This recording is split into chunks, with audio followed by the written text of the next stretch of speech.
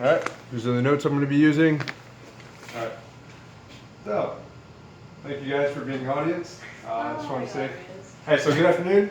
My name is Lionel Reyes, and I'm currently taking this course on public speaking, not only because it is a requirement for my BA in history, but also because I want to kind of better myself in being able to speak in front of people. So, I want to kind of go over some of my strengths and weaknesses that I do have in public speaking and the things that I do use to cope with the weaknesses that I do have, some of the techniques that I do use. Did you know in an article in the Washington Post, 2014 article in the Washington Post, the #1 fear amongst Americans was public speaking. That was the #1 list over spiders, snakes, heights, anything like that. So public speaking is a major issue that Americans do actually have. Now, some of the strengths that I have.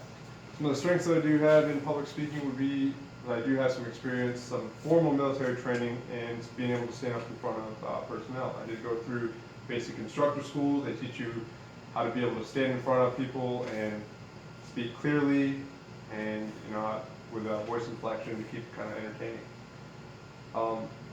But the career path that I did choose in the Navy, I do find myself speaking to personnel a lot, from junior enlisted personnel all the way up to high-ranking officials.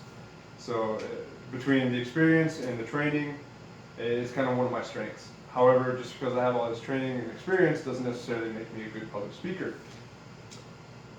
With that being said, some of the weaknesses that I do have. I've always had a fear of public speaking. Kind of covered that. It is one of my fears, one of the fears. So one of the nervous tics that I do have is I tend to speak fast, or I tend to use fillers a lot when I'm speaking. When I pause to think, I always say like, talk a lot with my hands, which can be a little distracting to the personnel that I'm speaking to.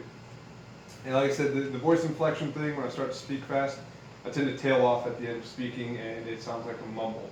And people raise their hand and always ask, hey, what did you say? You were mumbling there at the end. Kind of sucks, but it happens. Now, some of the ways I try to improve on the weaknesses I do have. I try to better prepare myself by going over the material that I'm getting ready to speak in front of people.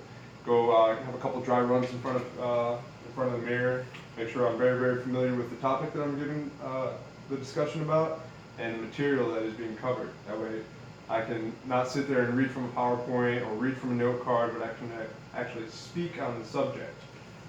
And it helps kind of alleviate a lot of the nervous tics that I do have being familiar with the topic. So, another thing is I try to work on the voice inflection. I try to speak a little more slowly, a little more clearly, and enunciate my words a little better. So, in conclusion, I would say even someone who's had to speak in front of people many times, there's always room for improvement. There's a lot of resources, there's a lot of techniques that someone can do to better prepare themselves and better be able to speak in front of people. So, that's all I have. Thank you.